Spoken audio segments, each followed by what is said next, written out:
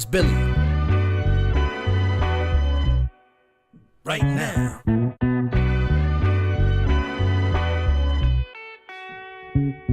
Yo, what if I got attacked by the clones? What if the builder think they found a better stone? What if the beat don't match with the metronome? What if that means you walk your path alone? Call me a vagabond. If all these streets leading to Rome, then wherever I lay is my home. It's Brooklyn, boy strong. I manifest, I'm in the zone. Y'all silly better back up off my throne. Listen, boy nice, better give him his propers. How we come out sane from all the mosh pits. How we found the key to the game without a locksmith. How we seem to manage these lames is so obnoxious. He let it flow from the brain, trusting the process. A vet journeyman on multiple rosters. If I want it, I go out and get it and cop it. A monster with limitless options. Man, like goddamn, y'all gon' soon figure out who I am. We stay cooking, y'all used to that span. Western beef, I might square up at the square dance. Look, I change plans, not even a southpaw, I'm an outlaw with a rare stance. Your crew never had a fair chance. Why's that? I kill a whole bear with my bare hands. Oh, they studied the dark? Well, I was raised in it.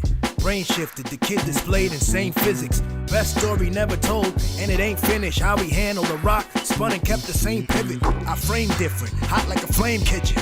A whole 2 levels out of your range gifted. Catch me on the highway, lane switching. Or right at the top of your bay wish list. It's Billy.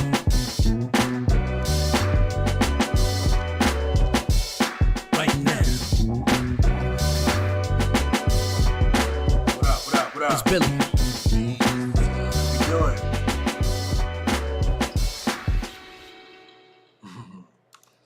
What's good, y'all? Welcome back. Today is February 27th, Monday, and it's another episode of How Billy Sees It. We are live. Thanks for being here. Thanks for watching this. It's the end of February, and I guess if this was a broadcast show, I would find a lot of positivity and good energy to bring to every show. I think that's how it works. But since this is just a live stream and I'm a one-person show here doing it and just got you in my office, in my home, and this is our thing, and the whole show is predicated on a kind of sense of openness, man, then I don't feel too bad by sharing that I feel down today. I just feel down today. I've been trying to work on it all day. And then somewhere about an hour ago, I just felt like I needed to vent, and I tried not to make my bad feelings pour over into Sheba, who works in the same room, and we were working today, and I tried not to express it or to have it manifest somehow. But like I said, an hour ago, I just went upstairs and kind of talked with her about how I was feeling. And, it's a combination of things, just a crazy set of circumstances that we're all in, I guess, and myself in particular. But, as obviously I'm thinking about myself, but we're all, 2023 is just it's so far, it continues to be eventful, I spent some time online, maybe too much time online, looking at the political horse race nonsense about DeSantis and Trump and, banning certain books and Black history, that these kinds of fights are back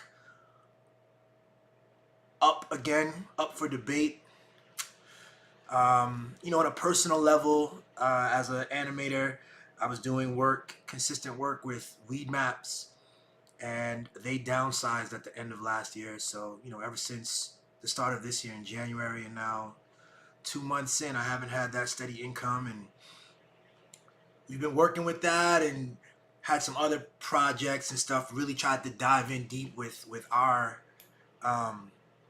shows, this show and Sheba Sunday. And so that's been really good and positive, and I feel good about that. But I think today, for some reason, a lot of that weight kind of felt heavy on my shoulders today. And, still processing it, still figuring it out. I think for me, I talk about this a lot. I talk about feelings and I talk about the need to experience feelings. Um, so that's what I'm trying to do. And the title of this episode is, I believe the title was, what did I put on this title? Learning from everything. Is that what I said? Yep. Learning lessons from everything. So, and everything's in all caps because it has to be truly everything. Everything. I believe that all of our feelings and our experiences are moments for lessons and takeaways. Um, they're often mirrors, reflections of the self. There are things, my particular anxieties are very particular to me, and I can learn about myself through noticing stuff. So it's a little rough. Obviously, losing income or being income insecure is, that's a difficult time for everybody. And we're not that, by the way. Like, there's so many more people going through a similar thing and way worse. And, my mind and my heart goes to them as well as I think about how this whole thing is structured and where we're going. Part of it today too was, I saw some reports about looming recession or crash, some economic challenges that people see around the corner and how difficult that will be.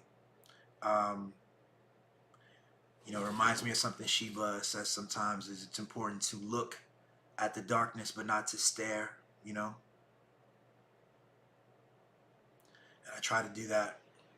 But sometimes you spend too much time and you stare a little bit. Part of what made me so excited to leave CNN was that the job required staring. The job required a lot of staring and a lot of compartmentalizing. Because even though it required staring, I think that one of the ways that the people in those positions at different news companies, the way they cope and deal, is to compartmentalize, and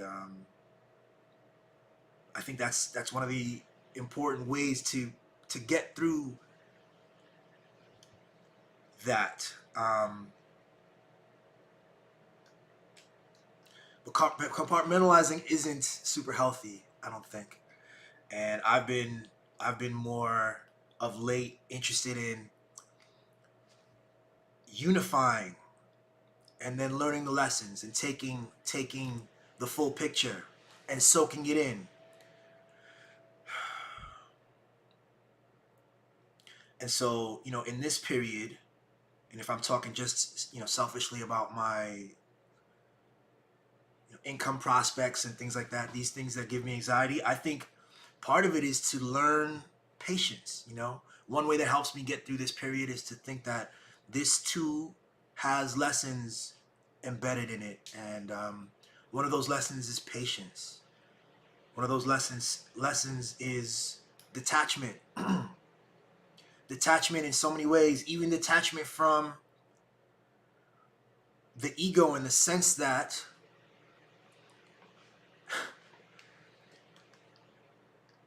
I don't know. I'm married, and I'm married to a beautiful, amazing, talented woman who loves me and cares about me very much. I'm very lucky. I'm so lucky. So lucky. But one of the things I have to detach from, as at this moment, is like, getting assistance from my wife. You know what I mean? That she in this moment is willing and happy to step up and buy this and buy the groceries and assist with this and that. And I just know myself. I've been for so long. My identity has been wrapped up in being kind of a completely solo and doing everything by myself. And when things are rough, I really tighten up and I lock myself into my room and I chart a plan, and I might even just go straight ramen noodles for months if necessary, or whatever, in order to get on track. But I'm in a position now where I'm a married man, and husband, and the wife does not like ramen noodles. No, no, no, no. And she's also, or if it's not ramen noodles, it's gonna be like some kind of cook something and cook that same thing every day. And no, Sheba likes food. She likes good food, and she likes variety. And I have to find the energy to be like a productive and you know pleasant person when in the past in a similar situation, I didn't have to worry about being pleasant, didn't have to worry about these things, didn't have to worry about burdening her. That's one thing I get, this feeling, this sense that I'm just not doing enough for her. So it's helpful to walk up to my wife a couple of hours ago and voice my issues, the internal feelings, and articulate them, and to have her sit there and give me the empathy that she gave me, and have her tell me it's okay. And so here I am. And so, continuing that bit of vulnerability here, and talking about what that looks like for me. So the detachment, even from being the independent road warrior, the guy who just figures shit out, like taking a proper stock of the current situation and noticing the blessing of having a wife like her, the privilege, the luck, you know. But in the one of my Christmas episode, this last Christmas, I think I talked about something where a tree fell on the car, and I had a similar thing where Sheba's brother was like ready to go, had a bunch of people come over with chainsaws. Two guys were excited to use their chainsaws and help out and remove the car from this massive tree that fell on it. And instead of receiving that in a positive way, I received it poorly. I received it as though I had been undermined, right? The opportunity to fix this situation was undermined. My manhood was undermined through receiving assistance. I don't know how many men deal with that, man. If you're a dude and you're listening to this and you deal with something like this, please leave a comment. Let me know if I'm completely bonkers on this, or how common is this? Women too, yo. Do women deal with this, or are women generally more amenable to receiving aid? Because I think part of womanhood is a sense of receiving aid and good people want to help you out, kind of deal. So these kinds of archetypes and identities, these things exist, and I'm just working through it, man. And today's been tough on a personal level and just on a broad political level, keeping it a buck. But like I said, and like the title says, it's about learning. So today, I even was feeling so down. I was like, man, I don't feel like doing this episode, but I think the correct move is to turn this joint on and to get on here and to get comfortable speaking, and get comfortable speaking even when you don't want to. And, the show says we get on every Monday, so we're going to do that. And I love, again, having a partner and a spouse who can, not only did she give me empathy, but she spoke life into me again and reminded me who I am, reminded me what I'm doing and what I'm capable of, and it's okay.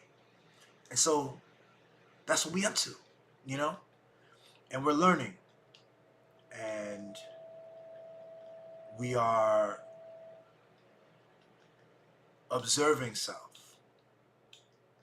So going further, I think even today, part of what bothered me is just taking a look. I was making music. I am making some new music and some poetry and some raps, and man, oftentimes on a good day, man, I'm loving it and I'm feeling great and I love what I'm creating. And then there's other times when, today, for instance, music felt silly,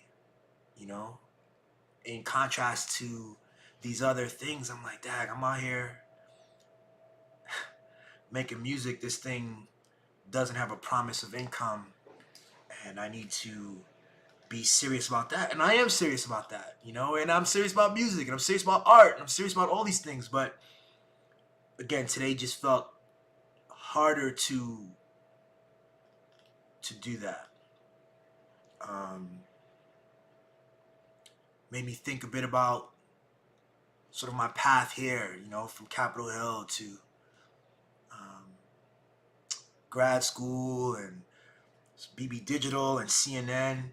And when I left about 2 years ago, I didn't know what would happen, and I'm so proud of what's happened since. And Breadlums and Sheba Sunday. This show, How Billy Sees It. On Friday, Sheba started a new show called Black Bunny Hole, yo. And it's a funny show, a funny concept where Sheba just gets to go for a half hour, and she, instead of like talking to the camera more, she's gonna be doing on this show more of you know, Googling and using the internet and talking about things going on, popular culture and iconic people. Her first episode was on RuPaul, and she did a fantastic job. And she's so cool, and she's so fine, and so creative. And I'm so happy to be her husband. So to lean into that, you know, to be able to look at the full thing and say, look, man, look at your life. You know, you're living your dream. You literally are. You know,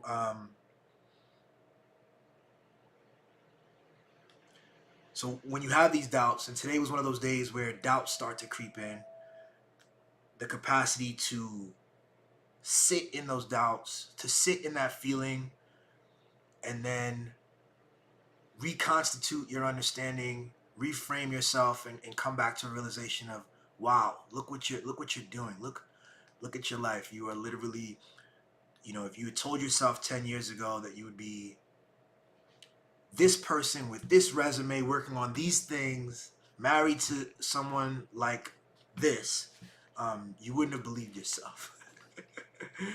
And so what are you upset about? You know?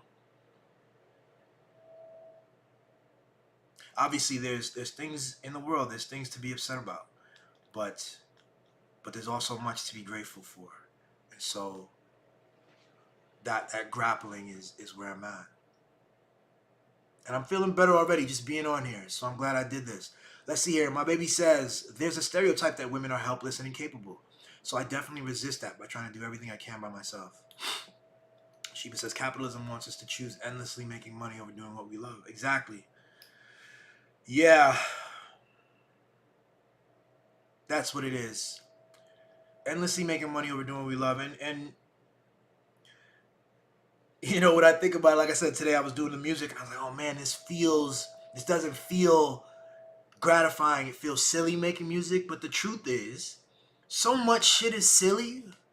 You know, the stuff that's going on, the content being created, you know, even at my old employer, how much of that is absolutely silly, but it feels like it has all of this gravitas, and it feels good when even in the silliness, it's like, oh, you get your steady paycheck coming in, and it's a nice paycheck, a significant paycheck, and then, oh, okay, I mean, you know, silly's fine. They're paying you for it. But to have to find that motivation internally can be a challenge sometimes. And I'm grateful, for me, it's not a frequent thing, but today was definitely one of those where I had to retch out the motivation and course correct mentally to be able to do what I needed to do today and to get on this show today. And I'm glad that I've done it. I'm glad that I'm here with you. And I'm glad that you're listening. Thanks so much. Thanks so much. Detach, Billy. Be present, you know? Oh, man. Jason Miles jumped on here. What's good, bro? Jay, I was just talking about how today I was feeling tough today. I was feeling down today, man. Just had a really, for some reason today it hit me that I just wasn't feeling as positive and full of energy today. But I'm here and getting through it. And we talking about learning lessons from everything. So Yeah, even today, it's about patience. It's about detachment. It's about understanding that finding joy and um,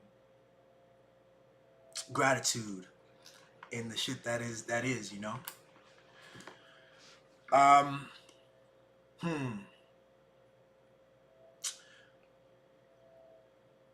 On the question of learning lessons from everything, I want to talk about this one, jury duty. Can I talk about jury duty? So I did jury duty in January of this year. I got a letter for jury duty, and I've been called to jury duty maybe 5 times in my life. And all 5 times I go to jury duty, you do the little number thing, and then you get sent home. I've never had to be on a trial, right? But this time, this particular one, I went out there, man, and I they did the voir dire, which is that what that is? The situation where I think they had 150 people in the room, all the potential jurors, and they ask all these questions, and they try to the court, the two lawyers had to decide who the 12 jurors would be. And as I said, I've never gotten picked for this, but this one I got picked, yo. I was like, man, I'm not gonna get picked for this. There's no way they're gonna pick me for this, and I got picked. And I started off with a really sour attitude there too, but what I had to do in order to get through this, and it was a 9-day process with this jury. It was a murder trial out here in Baltimore. It was a young black boy who was being tried for the murder of another black boy. And when I got on the jury, I started off, and there were several other jurors who had this like attitude. They were very upset to be on the jury. And I realized that there was no benefit to that. There was no benefit to being upset in that way. I had to figure out how to be present and be useful and try to figure out, the facts of the case and try to do a good job. Um, and it was a huge lesson for me. I said, you know what? For the next 9 days, I'm going to sit here and I'm going to learn every lesson I could possibly learn about about our system, and about myself, because that's really what it is at the end of the day. So, first day we come down out of the jury room and we go down to sit in the jury box, and it's 5 women. Nope, 6. It's 12, right? So 7 women, 5 men, and we come down, and I'm walking down the banister on the stairs, and a splinter goes right in my finger as I'm walking down the stairs going into the courtroom, yo. And I look and I go, oh shit, and I completely forget that I'm in a jury situation. I look at this thing and I start bleeding, right? And I'm like, damn, what the fuck? And the people behind me had to remind me to keep walking. So my finger is like bleeding, not profusely, but significantly. And I had a napkin and I just kind of put it on. And you walk into this thing, and I walk out into a room now full of lawyers, the judge is over there, there's security people, and there's the family of, it seems, the deceased and other witnesses and such. And the first thing I remember noticing was how this splinter that occurred and the bleeding completely took my mind out of the moment, yo. And how walking into the courtroom now opened up, I had to like shift my mind and realize that the little complaining I was doing just a second ago was not acceptable. Nobody was interested in my splinter or my bleeding. And I had to flip. It was a weird moment that is hard to explain, but that was like my first experience with the first day of trial.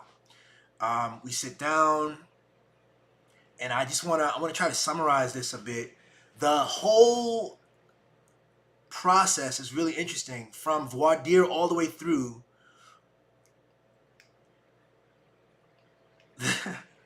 The two lawyers and the judge, they're obviously, the lawyers are competing, they're against each other, but they also have some common understandings, that were set prior to the case. There are certain things that we're not supposed to know, that they agreed to. For instance, oh man, how can I get into this without getting deeply into this here? I guess I want to come back and double back to that, but the one of the biggest lessons that hit me and struck me big was, the amount of effort taken to have us arrive at something called a truth. In this courtroom, in jury duty, the amount of effort to validate who's an expert in this field or that field, who's an eyewitness person, the number of times that the judge had us go upstairs because the lawyers needed to deliberate something in private. They didn't want us to hear it. There was a time when one of the officers mentioned, he mentioned something that he wasn't supposed to mention. And so the defendant said, objection. And we were made to go upstairs. And apparently this thing was, again, it was one of those things that were supposed to be hidden from the jury. Basically, there was a call over the police thing, over the dispatch that said that the young man had shot at the police, and that wasn't true. And so even though that dispatch thing occurred, it wasn't true. And so they had agreed to not murky the waters by having us know that, right? But then one of the police officers, while he was on the stand, he mentioned it. He mentioned this thing about one of the police officers getting shot at. And so, objection, we had to go upstairs. We had to, disregard that. That did not happen. That's what they told us when we came back downstairs. And over the course of 7 days, we watched a deep, serious trial, a murder trial. We got to see gruesome footage of the body cam of the officer when they first arrived on the scene. We got to see the autopsy body, and the ballistics experts come with the bullets and describe things like gun casing and gunpowder on the guns. I got to learn a great deal about how that stuff works. And DNA evidence, and how confident people are in the DNA evidence, how they talk about their confidence in percentages. 7 days where there was a crime that occurred on one street, the murder occurred on one street. They apprehended the young man 4 blocks over in a different space, but right next to the murder weapon, right next to the clothing, cameras, all that stuff. It just struck me how much effort there is to try to understand what's true.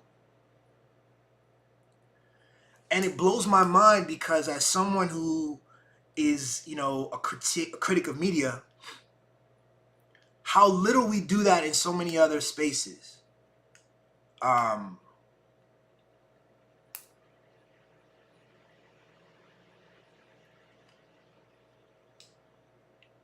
We have these news companies that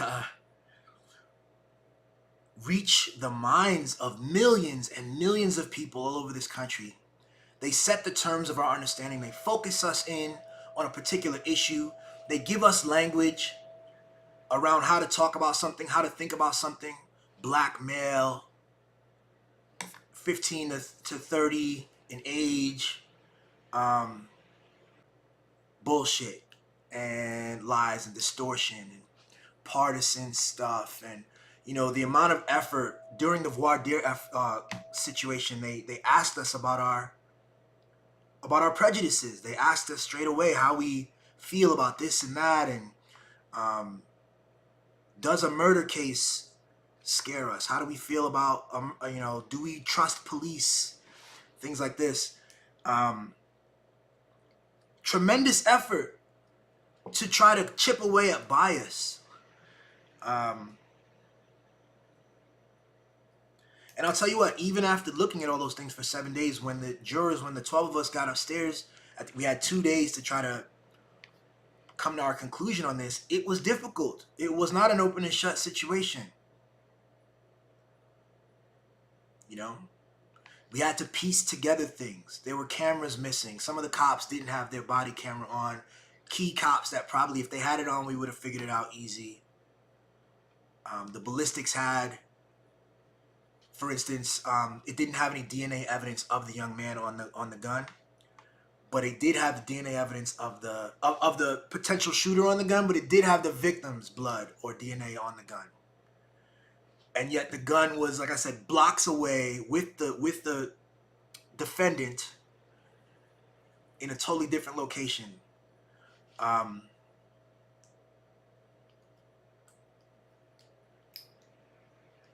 It just makes me think. It just makes me think about how we do things here, and the scope of our predicament, and the way we talk about things, the confidence with which we talk about things. Sheba says, I think that cop mentioned an untrue thing in order to muddy the waters. Yeah, I think it wasn't untrue. It was the fact that something was said over the radio waves was true, but that was untrue. And so, yeah, it shouldn't have been mentioned. And so he got scolded or reprimanded, and we went upstairs and all that. But the whole time in this court thing, man, I use it as an opportunity to look at how our system works, flaws and all.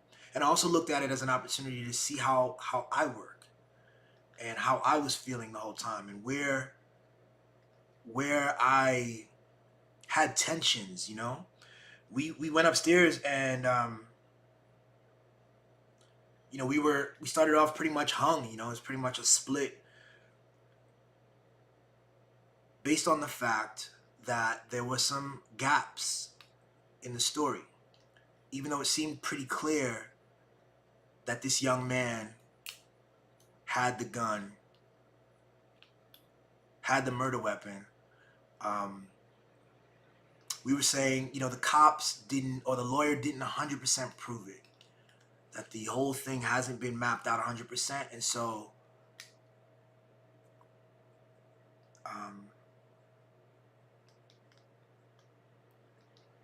it hadn't been proven. At the same time, I don't think that the reasonable doubt bar had been met, It was a mess. It was kind of stressful, knowing that you have this young man's life in your hands. But also, like I said, the evidence really showed that he had the gun. It was his sweatshirt that, he was there present on the other block because of a Ring camera. I was like, dag, okay. We had a juror who was probably my age. He was one of the younger jurors there, a black man, and he was just had no patience. He had no patience while we were trying to talk. He was really, this is over. He wanted it to be done. It took us an extra day, and I found myself in a position where I ended up trying to calm him down, because he was kind of a bigger black guy, and nobody wanted to tell him to shut up, So I'd be like, yo, why are you doing that? Chill, we're here. We are here. We got to finish this. We got to do this, okay? And that kind of calmed him down, tried to talk to him.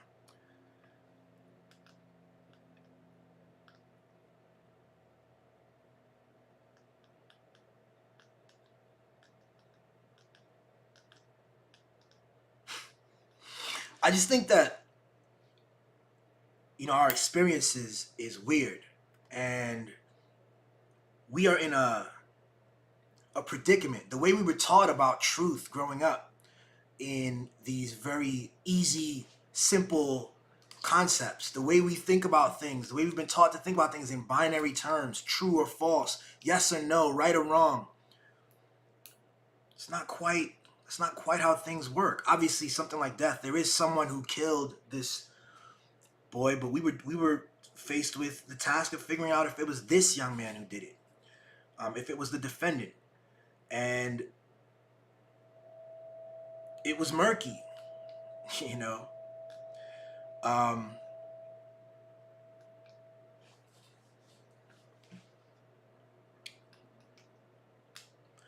I feel lucky that I'm the type of person that I think, my energy is more a calming energy. I don't do well when a lot of people are talking. Um, I try to figure out how to facilitate the best conversation. I'm not necessarily someone who needs to have my point of view heard all the time. I can happily sit back and try to facilitate others. I think that's key. Just group dynamics is really an interesting thing. Um,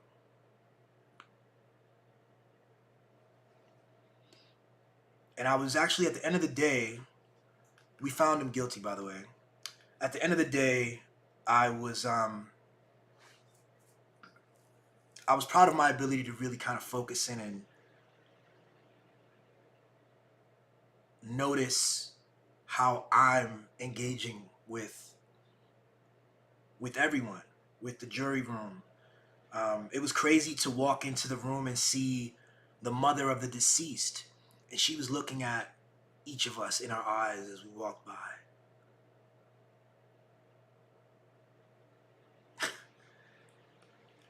You know, and it was sad. It was difficult. When we look at things just in terms of numbers, we look at numbers of deaths in Baltimore and any plot of land, and we look at the statistics. You don't get the full sense of what is. The human element is something, man. It's something big.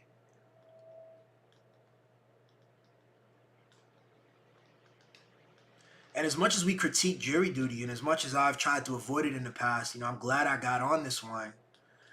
And I'm gonna try not to avoid it in the future, frankly, because I think I would like to try to brainstorm on ways to make jury duty better. But as I said, I'm actually marveling and pleasantly surprised with the amount of effort that was taken to try to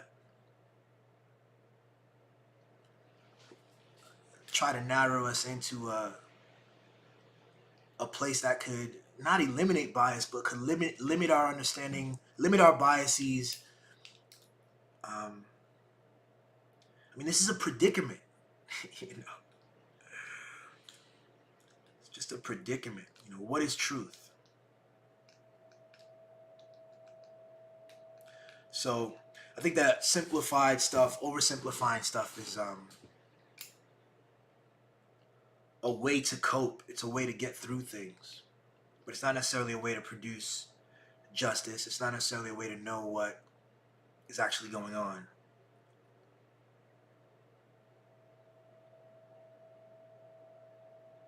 And sitting with that reminds me back to what I was saying earlier about, how I'm feeling today, for instance.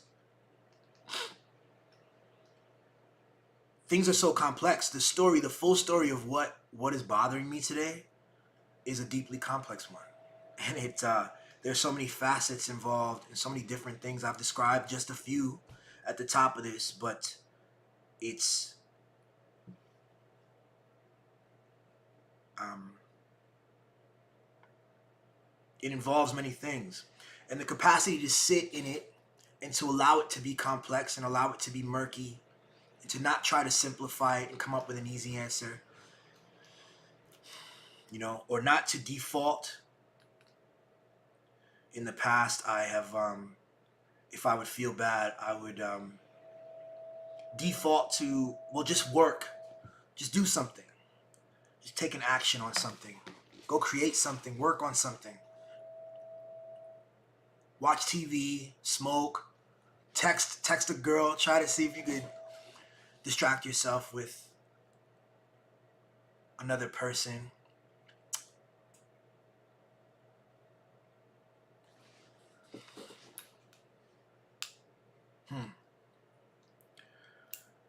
Yeah. Um, this might be a rambling one, but it's all good. I think I think part of our journey has to do with finding peace in the vagueness of things. in order for us to understand things, in order for us to sort of simplify things, we have to use words, you know? That's a requirement.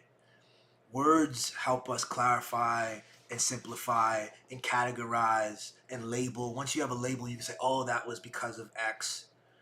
But to sit in it without words, without concepts, and to allow it to be what it is and avoid categorization. Because again, I just want the categorization doesn't mean that it's accurate. It simply means that you've given yourself a story, you know?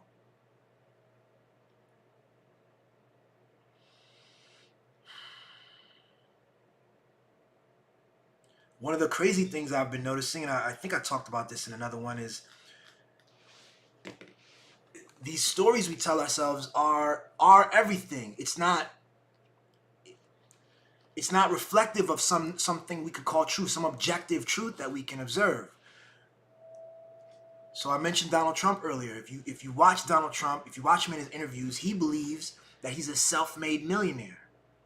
Even though we know that he isn't. Even though we know that on his 18th birthday he received, $1 million gift from his father to begin work in real estate, where his father was already a mogul and a big deal in I believe Brooklyn.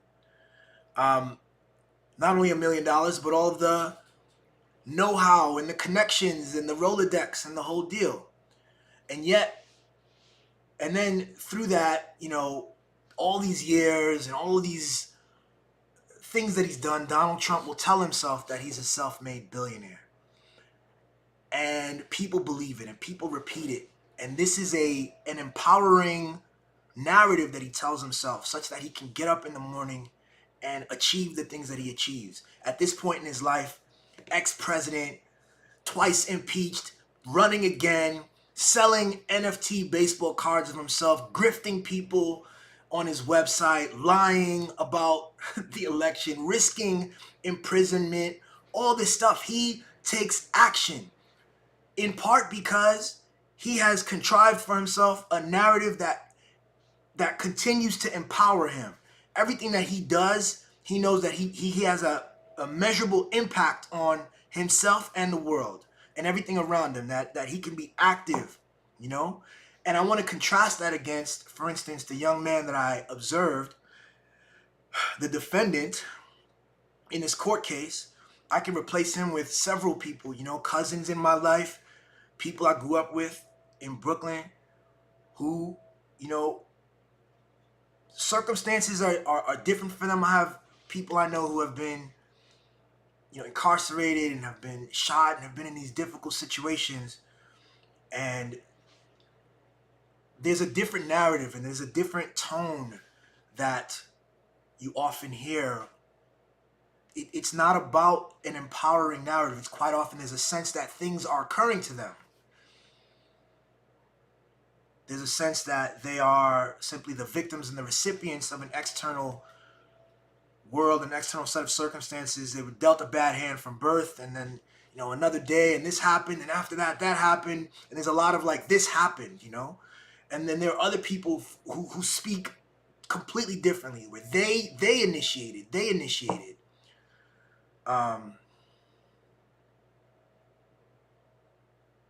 It just makes me think that this is available to us. Both of these approaches are available to us. And I think we do both of these approaches sometimes. I think that we, for instance, if I'm having a good day, I'm much more inclined to say that I did these things. Beyond Wise, what up? How you doing, man? If I'm having a bad day, I'm much more inclined to say that things occurred to me. And I wonder about the power of being able to simply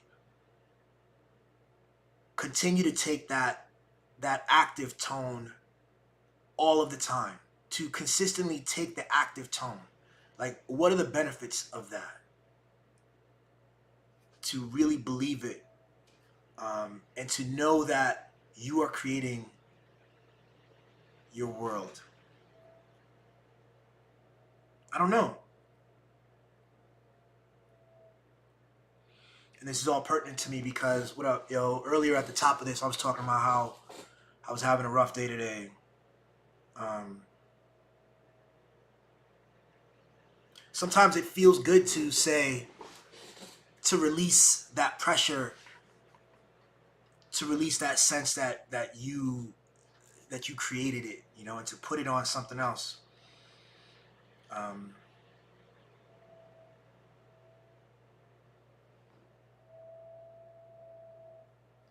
I don't know.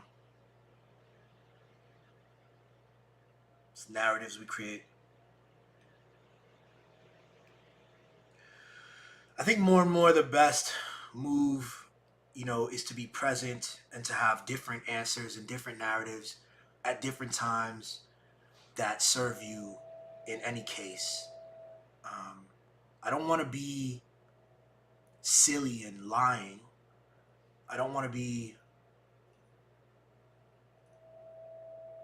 feeding my ego to become an egomaniac like a Donald Trump character. And I don't want to be a sullen person who falls into the trap of sort of feeling that they're only the recipient of things. I think that both of those things, I think the best move is to be present and to detach from either of those things, and to be more, to allow things to develop and to construct things in the moment that fit and that serve, And so on a good day when it serves me, man, when I write down, some days I'll write down 15 things, man. I get my to-do list going on here.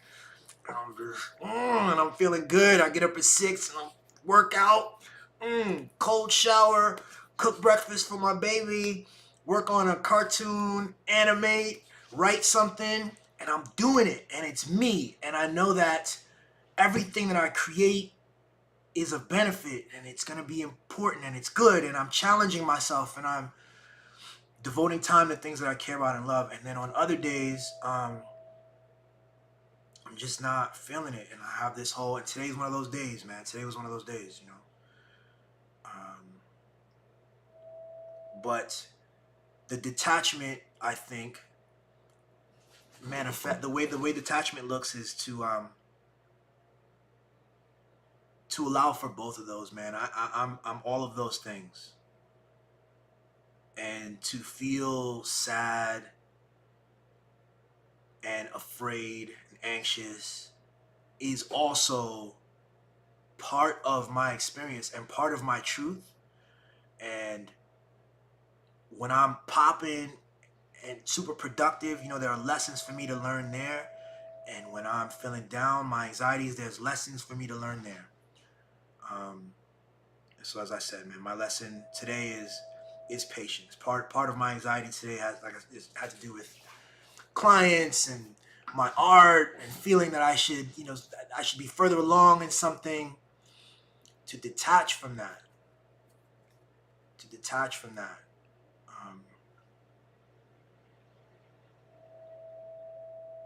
And then even detaching from an image, from needing to, if I'm going to come on today, like I didn't even want to get on, but if I'm going to get on, do I have to pretend that that I have no worries and just love it every moment, or do I come on and keep it a buck? So obviously I've chosen to keep it a buck, yo. Thanks for being here with me. I don't really have much, man. I didn't write much today. But I've gone all over the place. Let me just go back to the title again. Learning lessons from everything. You know what? Let me go to final thoughts, yo. I added this page here. Check this out. Final thoughts. Here we are. Yeah, I think I've already said my final thoughts, frankly. The final thoughts is to be, and I just think that's the constant struggle,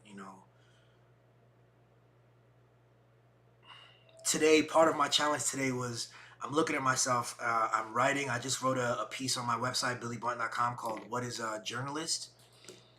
I wrote the piece because Fox News is going through a bunch of litigation. They're exposing themselves every day under oath to be a bunch of liars. Everything you already knew, but now they're being made to say it because they're in a courtroom. And even Rupert Murdoch, the CEO, he was deposed and had to admit that his reporters lied. CNN has their own challenges and struggles. MSNBC has their challenges. We're dealing with a Ukraine war that continues. I see looks like another 10 billion US tax dollars going to support Ukraine. So many issues going on here domestically. And today I just felt very heavy. I felt very heavy. I felt like all the stuff I was doing, the stuff that usually brings me joy, wasn't doing that today for me. But I'm very glad that I got through that. And I'm learning patience. I'm learning detachment. I'm learning to find peace in the weirdness. And if you are feeling weird and going through something similar, you know what I'm saying? Ohio, thank you, bro.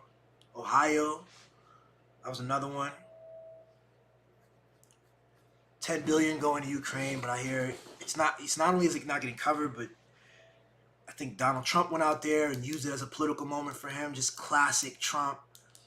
And then the narratives around it, not even when it is covered, bro. Crazy it's not getting covered, but when they cover it, they're not talking about the fact that the last president, Donald Trump, he was pivotal in deregulation, and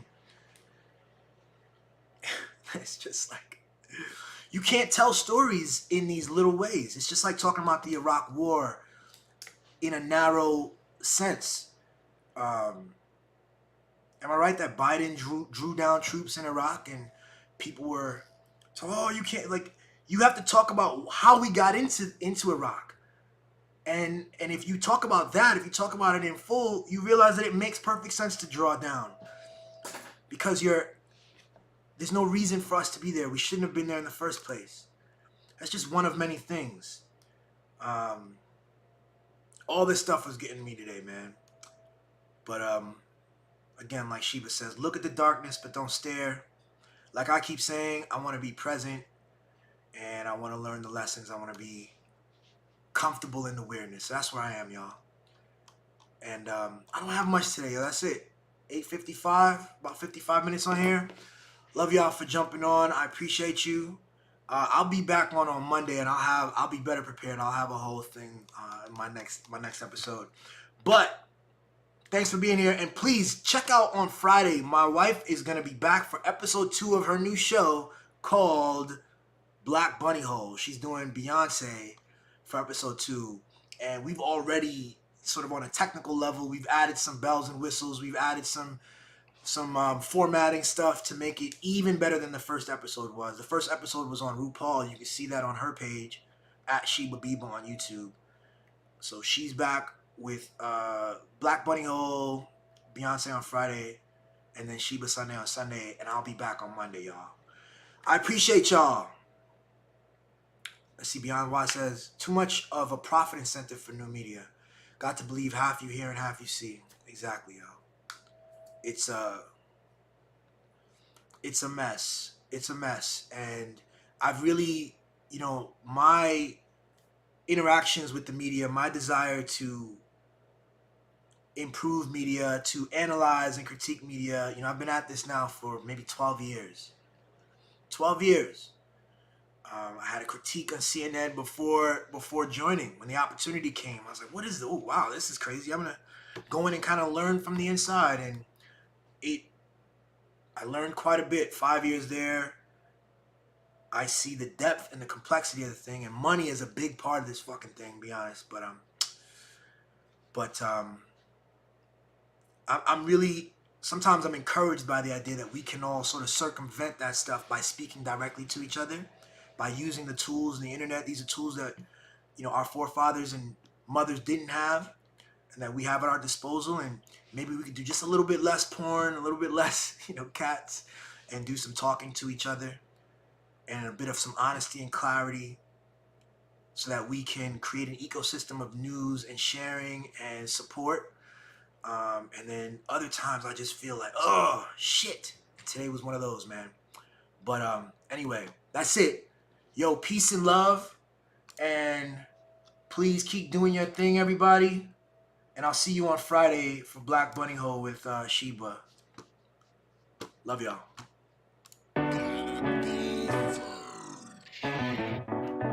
Honesty and empathy.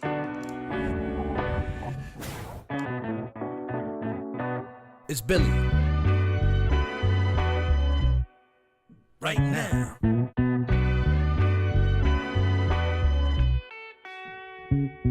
Yo, what if I got attacked by the clones?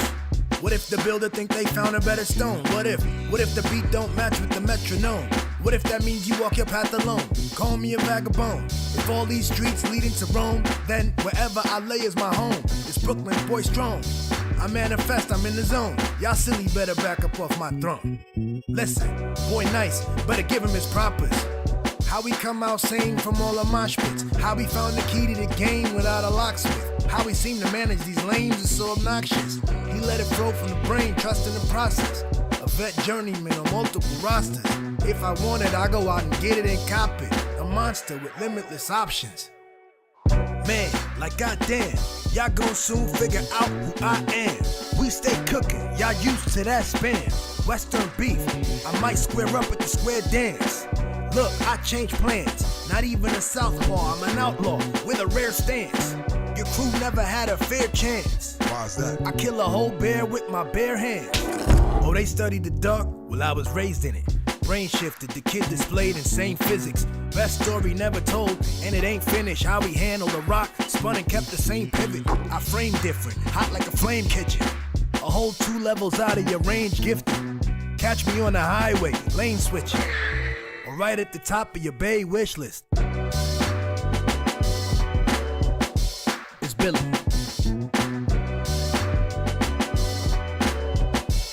Right now. It's Billy.